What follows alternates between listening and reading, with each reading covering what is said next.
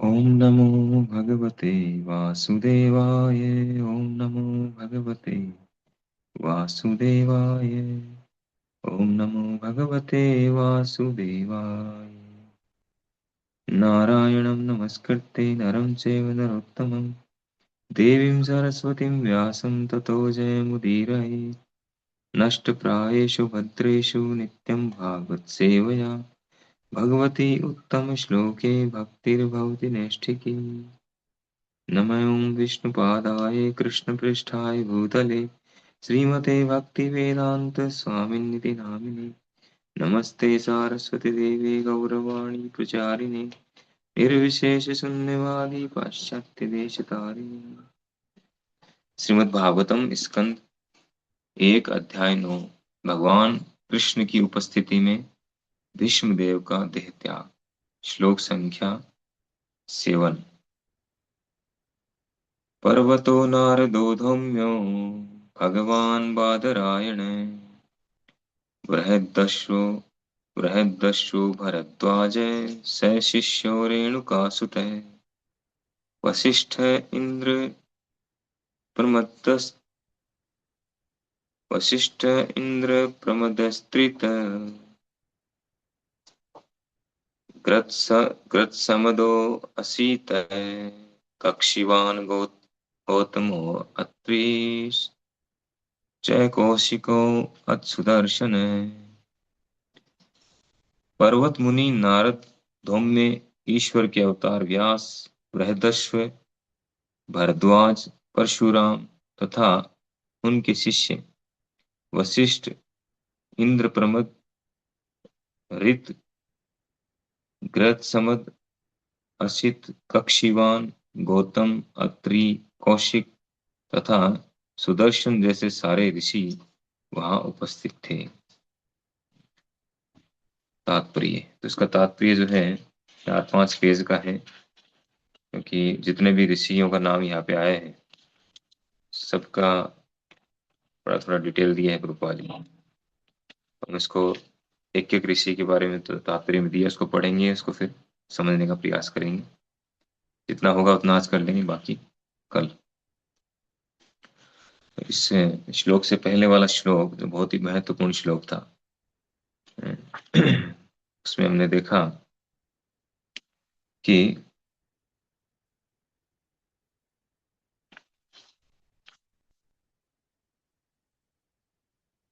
जब सभी को पता चला, पूरे ब्रह्मांड में सभी को न्यूज पहुंची कि भीष्म पितामह उपदेश देने वाले हैं, तो उनको देखने के लिए और वो प्रयाण करने वाले हैं, यहाँ से जाने वाले हैं भूमंडल को छोड़ करके। तो उनको देखने के लिए सारे पूरे ब्रह्मांड के जो बड़े बड़े ऋषि मुनि देवी देवता सब वहां पर उपस्थित हो गए। इसलिए उपस्थित हुए उनके मुखारविंद से कथा श्रवण करने के लिए। तो कथा सुनना इतना महत्वपूर्ण है, कल हम चर्चा कर भी रहे थे कि कथा सुनना कितना महत्वपूर्ण है। सारे काम छोड़ करके जो इतने बड़े बड़े ऋषि मुनि हैं, तपस्वी हैं, बड़े बड़े भक्त हैं, जो यहाँ नहीं दूसरे दूसरे लोकों में रहते हैं, जैसे उनको खबर मिली तुरंत वो यहाँ पर आ गए। बिल्कुल देर नहीं किया उन्होंने। इतनी दूरी है फिर भी इमरजेंसी फ्लाइट लेकर के तुरंत आ गए यहाँ, सारे काम छोड़ कर। फर्स्ट प्रायोरिटी उन्होंने इसको दिया, कथा को दिया, श्रवणम को दिया। तो कितना महत्वपूर्ण है श्रवणम, कितना महत्वपूर्ण है भगवान के विषय में सुनना। कोई भक्त जो है जब कथा करे और हमें ऐसा अवसर मिल रहा हो तो बिल्कुल भी छोड़ना नहीं चाहिए उसको किसी कीमत पर। अगर हम कुछ सालों पहले जाएं, 40-50-20-30-40 साल पहले जाएं, उसमें कथाएं बहुत होती थी, भागवत कथाएं। और जहाँ भी कथाएं होती थी वहाँ हजारों लोग आते थे कथा सुनने के लिए। प्रभुपाद जी के 1-2 लेक्चर के अंदर प्रभुपाद जी खुद बताते हैं कि 30,000, 20,000, 35-40 हजार तक लोग आते हैं कथा में। तो प्रभुपाद जी यहाँ पे आए थे, विदेश से आकर कथा कर रहे थे। तो लोगों को कथा में इतनी रुचि थी उस समय। धीरे धीरे उसके बाद में टीवी आया, फिर टीवी के बाद में मोबाइल आ गया, इंटरनेट आ गया। सबका जो है इंटरेस्ट डाइवर्ट हो गया पूरी तरह से। प्रभुपाद जी कहते हैं कि अ, उस लेक्चर में कि इतना जो है ये स्वाभाविक है लोगों में, भारतीय लोगों में तो स्वाभाविक है भक्ति करना। इतने लोग आते हैं कथाओं में, इतनी रुचि है उनकी, लेकिन जानबूझ करके उनको भुलाया जाता है। भगवान से दूर ले जाने के लिए जानबूझ कर ऐसी ऐसी योजनाएं लाई जाती है कि कैसे उनको दूर करें। अल्टीमेटली माया का प्लान है, और मेन मुख्य कारण देखें तो हम खुद इसका कारण है। 11वें स्कंद में महाराज निमि और जो नव योगेंद्रों के बीच में डिस्कशन है, तो थर्ड चैप्टर माया से मुक्ति, तो उसमें बताते हैं कि अ, जीवों के जो कष्टों का कारण है वो खुद है। वो खुद इस भौतिक जगत में आना चाहता है, उसने आना चाहा इसलिए वो आया है, क्योंकि भगवान से बहिर्मुख होकर के भोग करना चाहा स्वतंत्र रूप से। खुद उसने माया को एक्सेप्ट किया है, खुद एक सारे कष्ट जो है वो कष्ट लेना चाहता है, इसलिए ये कष्ट उसके जीवन में।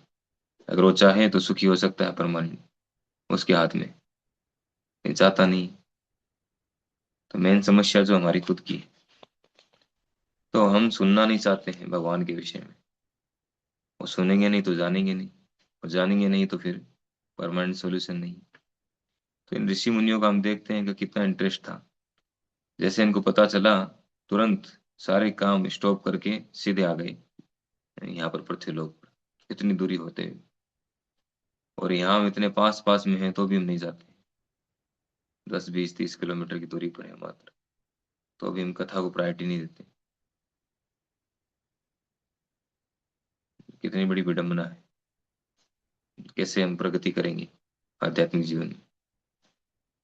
तो यहाँ पर अब कौन कौन आए, उस सभा में कौन कौन थे, बड़े बड़े जो मुख्य मुख्य सारे ऋषि मुनियों का नाम यहाँ पे दिया गया है। तो सबसे पहले आते हैं पर्वत मुनि। पर्वतो नारदो धूम्यो, पर्वत मुनि, नारद मुनि, धूम्य ऋषि, व्यास देव जी। तो पर्वत मुनि आए। तो पर्वत मुनि के बारे में प्रभुपाद जी बता रहे हैं कि तात्पर्य में, पर्वत मुनि सबसे ज्येष्ठ मुनि माने जाते हैं। वे नारद मुनि के लगभग निरंतर संगी होते हैं। वे अंतरिक्ष यात्री भी हैं, जो किसी भौतिक यान की सहायता के बिना वायु में यात्रा करने में समर्थ है। पर्वत मुनि भी नारद के समान ही देव ऋषि अर्थात देवताओं में महान ऋषि हैं। वे महाराज परीक्षित के पुत्र महाराज जन्मेजय के यज्ञ के समय नारद के साथ उपस्थित थे। इस यज्ञ में विश्व के सारे सर्पों का विनाश किया जाना था। पर्वत मुनि था नारद मुनि गंधर्व भी कहलाते हैं, क्योंकि वे भगवान की महिमा का गायन करते हुए आकाश में विचरण करते हैं। क्योंकि वे आकाश में विचरण कर सकते हैं, अतः उन्होंने वहीं से द्रौपदी का स्वयंवर स्वयंवर पति का चुनाव देखा था। नारद मुनि की भांति पर्वत मुनि भी स्वर्ग में राजा इंद्र के दरबार में जाया करते थे। गंधर्व के रूप में वे कभी कभी एक महत्वपूर्ण देवता कुबेर के राज दरबार में जाते थे। एक बार नारद था पर्वत दोनों के ही सामने महाराज संजय की पुत्र के कारण समस्या आ खड़ी हुई। महाराज संजय को पर्वत मुनि के वरदान से पुत्र लाभ हुआ। बहुत सारी ऐसी घटनाएं शास्त्रों में होती हैं। जैसे महाराज चित्रकेतु है, उनको भी पर्वत मुनि, शायद पर्वत मुनि थे, पर्वत मुनि कृपा से उनको पुत्र प्राप्त हुआ। यद्यपि उनके पुत्र का योग नहीं था, 1 करोड़ रानियां थी उनकी, फिर भी उनके पुत्र का योग नहीं था। फिर उन्होंने उनको वरदान दिया तो उनके पुत्र हुआ हर्षशोक, तो 1 वर्ष के बाद मृत्यु को प्राप्त हो गए। पर्वत मुनि जो है सबसे ज्येष्ठ मुनि माने जाते हैं, जितने मुनि हैं उनमें सबसे बड़े हैं वो, महान है। और कितनी विशेषताएं कि वो लगभग नारद मुनि के संगी हैं, निरंतर संगी हैं, नारद मुनि के प्राय साथ रहते हैं। और वो भी अंतरिक्ष यात्री है, जैसे नारद मुनि अंतरिक्ष यात्री है, इस पृथ्वी वाले अंतरिक्ष यात्री की तरह नहीं, जो बिना वायुयान के, बिना वो स्पेस सूट पहने जा ही नहीं सकते। स्पेस सूट से बाहर आ जाएंगे तो दी एंड, खत्म हो जाएंगे। तो ये जो है स्वतंत्र अंतरिक्ष यात्री है, कहीं भी जा सकते हैं। इनके लिए कोई क्राइटेरिया नहीं है, इनके लिए कोई जो है बाउंडेशन नहीं है, ये कंडीशन वो कंडीशन होगी तभी वो अंतरिक्ष में जा पाएंगे। वो इतनी मोटी लेयर का यान होगा, अंदर से पूरा अ,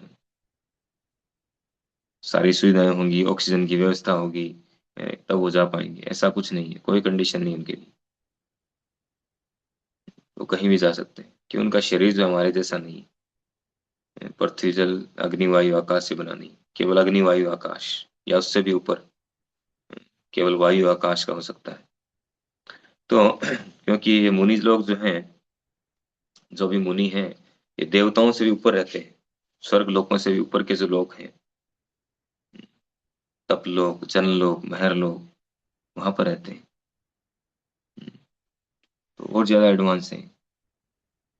तो वे अंतरिक्ष यात्री भी हैं, जो किसी भी भौतिक यान की सहायता के बिना वायु में यात्रा करने में समर्थ है। जैसे एग्जाम्पल बताया यहाँ पे कि उन्होंने ऊपर आकाश में खड़े खड़े ही द्रौपदी का स्वयंवर देखा था। और वो पर्वत मुनि नारद मुनि के समान देव ऋषि अर्थात देवताओं में महान ऋषि भी है। वो देव ऋषि भी कहलाते हैं, क्योंकि उनका वो देवताओं में महान है। देवता किनको कहते हैं? देवता तो पर्टिकुलर व्यक्ति को नहीं, गुणों के आधार पर है। जो भगवान के भक्त हैं वो देवता है, विष्णु भक्त भवे देवा। और असुर कौन है? आसुरस्य विपरीत, जो उसके विपरीत है वो असुर है।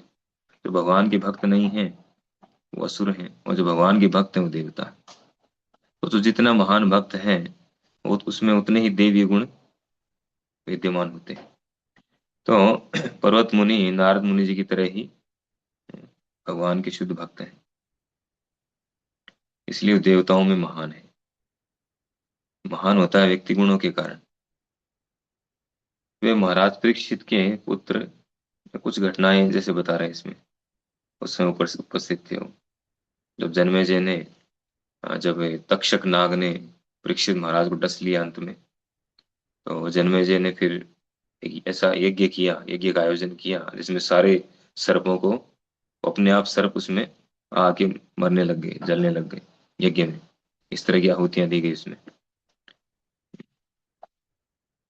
तो उस समय पर्वत मुनि और नारद मुनि भी वहां पर उपस्थित थे, और गंधर्व भी कहलाते हैं। गंधर्व का मतलब है जो गायन करते हैं, भगवान की महिमाओं का गायन करते हैं, उनको गंधर्व कहते हैं। गंधर्व करके एक लोक भी है अलग से, गंधर्व लोक। तो गंधर्व जो है उनका कार्य क्या है?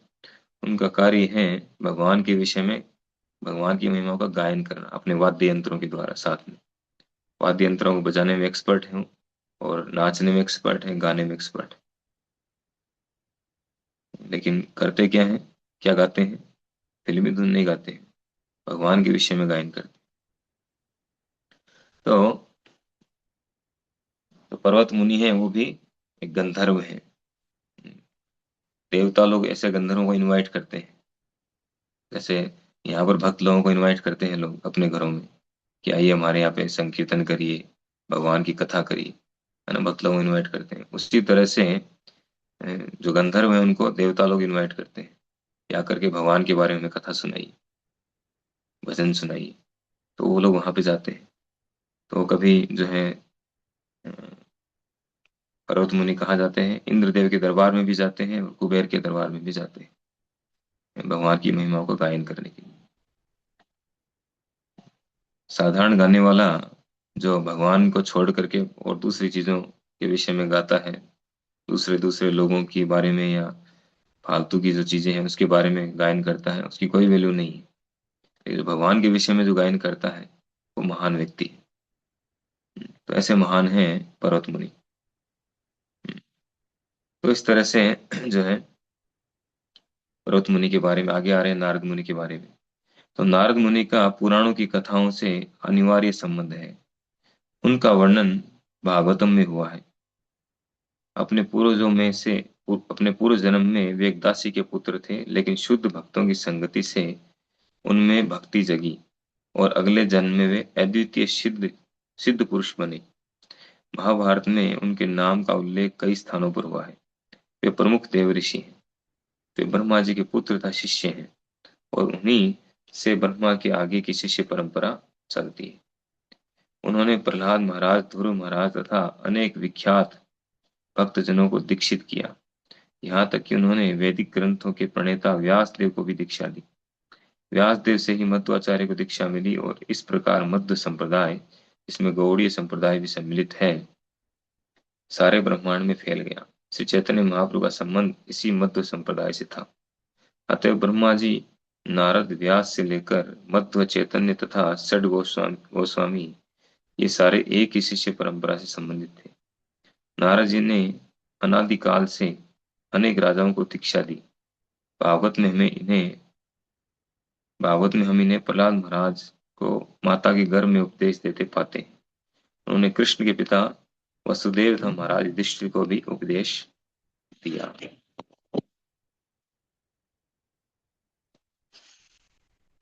तो नारद मुनि जी के बारे में हम सुनते आ रहे हैं हमेशा से।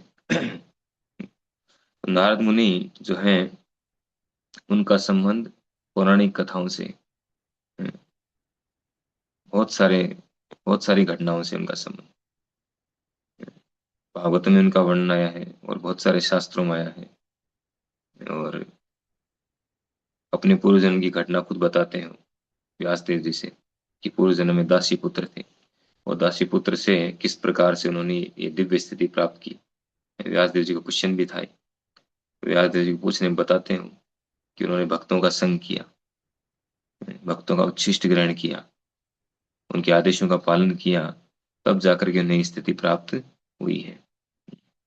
तो भक्तों के संग का इतना बड़ा लाभ है। एक दासी का पुत्र जो है, एक साधारण व्यक्ति, बच्चा, जिसका समाज में भी कोई अस्तित्व नहीं है, कोई वैल्यू नहीं है, वो जो है कितने बड़े लेवल पर देव ऋषि, देवताओं में श्रेष्ठ बन गए, भगवान के श्रेष्ठ भक्त बन गए और ऐसा दिव्य शरीर इनको प्राप्त हुआ। तो भक्ति कोई भी कर सकता है, इससे पता चलता है भक्ति कोई कंडीशनल नहीं है कि ऐसी कंडीशन होगी तो कर पाएंगे, ये कंडीशन होगी तो कर पाएंगे। कोई कंडीशन नहीं। गरीब से गरीब व्यक्ति हो, आसक्त व्यक्ति हो, कुछ भी हो, भक्ति कर सकता है। शुद्ध हो, अशुद्ध हो, अनपढ़ हो, पढ़ा लिखा हो, गरीब हो, अमीर हो, कोई फर्क नहीं पड़ता है। ब्राह्मण हो, क्षत्रिय हो, वैश्य हो, शूद्र हो, कुछ भी हो, भक्ति कोई भी कर सकता है। बस करना क्या है, भक्तों का संग और उनके आदेशों का पालन, ये सबसे महत्वपूर्ण है। तो हर कोई व्यक्ति भक्ति करके इस तरह से और अल्टीमेट गोल को प्राप्त कर सकता है, जैसे नारद मुनि जी ने प्राप्त किया है। तो अपने पूर्व जन्म में दासी पुत्र होते हुए भी शुद्ध भक्तों की संगति से उनमें भक्ति जग गई।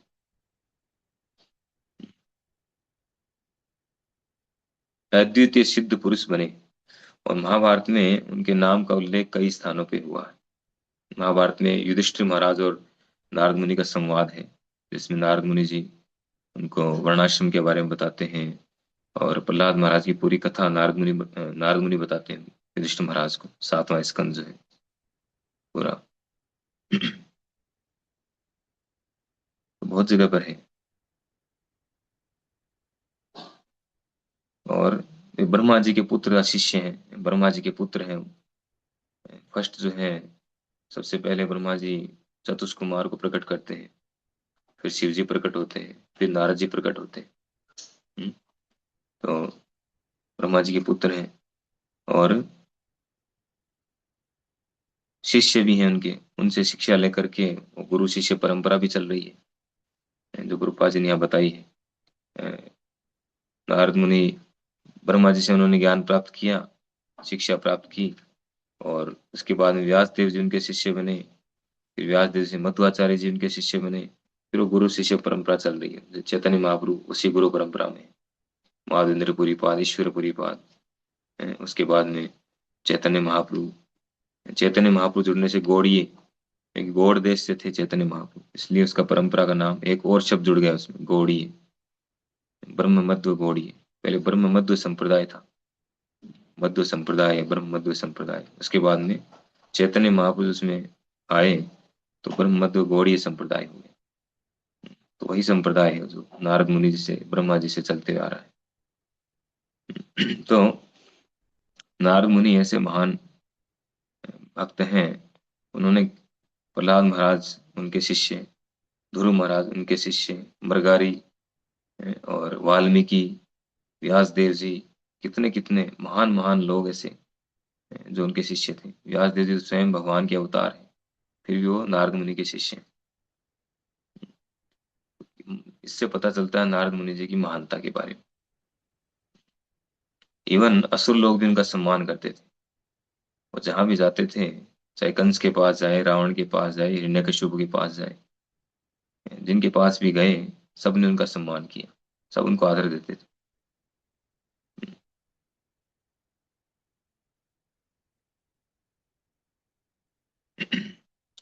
तो नारद जी की बहुत महिमा है। उन्होंने अनेक अनादिकाल से अनेक राजाओं को दीक्षा दी। कई राजाओं को भी उन्होंने दीक्षा दी है। और भागवत में प्रहलाद महाराज को तो उन्होंने गर्भ में ही उपदेश दे दिया। माता के गर्भ में जो वो थे, उस समय उन्होंने पूरा भागवतम का संदेश उन्हें सिखा दिया। और वसुदेव जी को भी उपदेश देते हैं। उन्होंने कृष्ण के पिता वसुदेव था, महाराज युधिष्ठिर को भी उपदेश दिया। फिर है धौम्य। ये एक महान ऋषि थे जिन्होंने उत्कोचक तीर्थ में कठिन तपस्या की, और उन्हें पांडव राजाओं के राजपुरोहित के रूप में नियुक्त किया गया। उन्होंने पांडवों के अनेक संस्कारों में पुरोहिताई की, और द्रौपदी की सगाई के समय उन्होंने हर एक पांडव का संस्कार कराया। वे पांडवों के वनवास के वनवास के समय भी उपस्थित थे, और जब भी उन्हें कोई कठिनाई होती तो वे उन्हें परामर्श दिया करते थे। उन्होंने उपदेश दिया था कि किस प्रकार 1 वर्ष तक अज्ञातवास किया जाए, और पांडवों ने उनके उपदेश का कठोरता से पालन किया। कुरुक्षेत्र युद्ध के बाद जब सामूहिक अंतिम संस्कार संपन्न हुआ, तो तो भी उनका नाम आता है। महाभारत के अनुशासन पर्व 127.15 से 16 में उन्होंने महाराज युधिष्ठिर को अत्यंत विस्तृत धार्मिक उपदेश दिया है। वास्तव में वे गृहस्थों के लिए उपयुक्त पुरोहित थे, क्योंकि वे पांडवों को धर्म के उचित पथ पर मार्गदर्शन कर सके। पुरोहित का कार्य गृहस्थ को आश्रम धर्म या किसी वर्ण विशेष की वृत्ति को समुचित मार्ग पर क्रमशः अग्रसर कराना है। एक कुल पुरोहित तथा आध्यात्मिक गुरु में कोई विशेष अंतर नहीं होता। ऋषि मुनि संत तथा ब्राह्मण ऐसे ही कार्यों के लिए हुआ करते थे। तो धौम्य ऋषि के बारे में बता रहे हैं कि पांडवों के कुल पुरोहित थे, और सारे जो भी संस्कार हुए उनके कुल में, वो सारे उन्होंने ही करवाए। और उनके उपदेशक भी थे, एडवाइजर भी थे, उनको सलाह दिया करते थे। जब भी वो समस्या आती कोई, तो पांडव जो है उनसे सलाह देते और उनको सलाह देते थे, परामर्श देते थे। और अज्ञातवास के समय जब उनको 12 वर्ष वनवास और 1 वर्ष का अज्ञातवास मिला जुए में हारने के बाद, तो 1 वर्ष तक जो अज्ञातवास में कैसे रहना है, किस तरह से छुप करके रहना है, कहाँ रहना है, कैसे रहे जैसे पकड़े नहीं जाए, कि पकड़े जाते दोबारा फिर से 12 वर्ष का वनवास, 1 वर्ष का अज्ञातवास, ऐसी कंडीशन थी उसमें। इसलिए उनको छुप के रहना था, कोई पकड़ नहीं ले, उनके पता नहीं चले। तो पूरा वो जो है किस तरह से रहना है, उन्होंने सिखाया उनको। धौम्य ऋषि, उन्होंने उनको वो उपदेश दिया, वो जानकारी दी, जिससे उस तरह से रह सके और पकड़े नहीं गए। हम्म। रूपा जी अंत में कह रहे हैं इसमें कि पुरोहित का कार्य है कि गृहस्थ को आश्रम धर्म या किसी वर्ण विशेष की वृत्ति के समुचित मार्ग पर क्रमशः अग्रसर करना। ऐसे जो फैमिली गुरु हैं, पुरोहित, है ना, वंशानुगत, ये आज भी होते हैं। प्राय लोगों के ऐसे मिलेंगे जो उनके कोई इनको जो पंडित हैं या ब्राह्मण हैं, उनको गुरु की तरह मानते हैं और उनसे एडवाइस लेते रहते हैं। तो ऐसा करेंगे, आध्यात्मिक गुरु में और पुरोहित में, कुल पुरोहित में कोई विशेष अंतर नहीं होता है। आध्यात्मिक गुरु जो है भगवान के शरणागत करते हैं व्यक्ति को, कि अपना वर्णाश्रम का पालन करते रहो और भगवान की प्रसन्नता के लिए कार्य करो। आध्यात्मिक गुरु ही शिक्षा देते हैं, तो कुल पुरोहित भी ऐसी शिक्षा देते हैं, ऐसी देना चाहिए उनको। पहले ऐसा था, कुछ केस में नहीं था, जैसे शुक्राचार्य है, शुक्राचार्य ऐसी शिक्षा नहीं दिया उन्होंने। जब भगवान स्वयं वामन देव के रूप में आए, उन्होंने कहा कि 3 पग भूमि चाहिए। बलि महाराज तैयार हो गए देने के लिए। तो बलि महाराज में पहले से स्वाभाविक रूप से भक्ति थी, प्रहलाद महाराज के पुत्र थे वो, तो उनमें स्वाभाविक रूप से भक्ति थी। लेकिन शुक्राचार्य ने मना कर दिया उनको, नहीं, ये तो विष्णु लग रहा है, तुम्हारे साथ चीटिंग करने के लिए आया है। विष्णु है, सब कुछ हर लेगा तुम्हारा, छीन लेगा चीटिंग करके। तो बलि महाराज ने कहा कि बड़े बड़े ऋषि मुनि वो भगवान विष्णु का दर्शन करने के लिए तड़पते रहते हैं, हजारों हजारों वर्षों तक तपस्या करते हैं। और अगर भगवान विष्णु स्वयं यहाँ आ गए हैं तो और मुझे क्या चाहिए? फिर मैं उनको क्यों नहीं दूं? और मुझसे मांग रहे हैं आकर के, खुद चला कर, मुझे देना चाहिए। लेकिन शुक्राचार्य उनको मना कर गए। वो भी कुल पुरोहित थे, ऐसे कुल पुरोहित भी होते हैं। तो वो उनको उल्टा विपरीत दिशा में ले जा रहे थे, भगवान से विमुख करने जा रहे थे। लेकिन वास्तव में जो कुल पुरोहित है उसका धर्म है कि वो ऐसी शिक्षा दे कि व्यक्ति भगवान का भक्त बने। तब इस उस कंडीशन में कुल पुरोहित में आध्यात्मिक गुरु में कोई अंतर, विशेष अंतर नहीं है, नहीं होता। तो सभी तरह की घटनाएं शास्त्रों में, उन घटनाओं के द्वारा हमें शिक्षा मिलती है।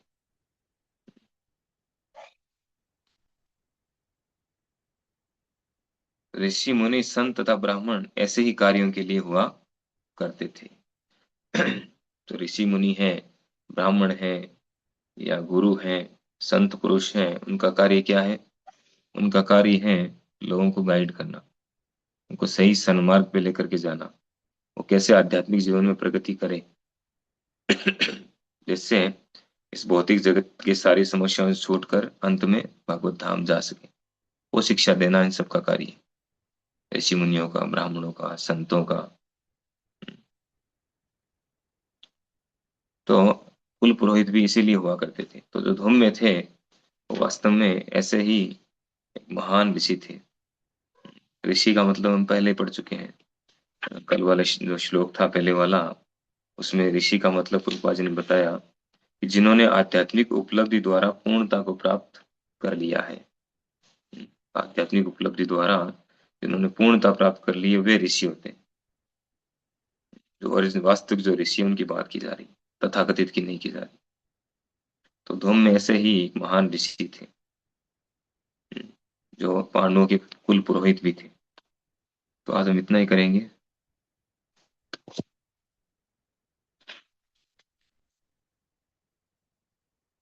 अगला जो है व्यास देव जी के बारे में है। हरे कृष्णा। श्रीमद् भागवत महापुराण की जय, श्री प्रभुपाद की जय।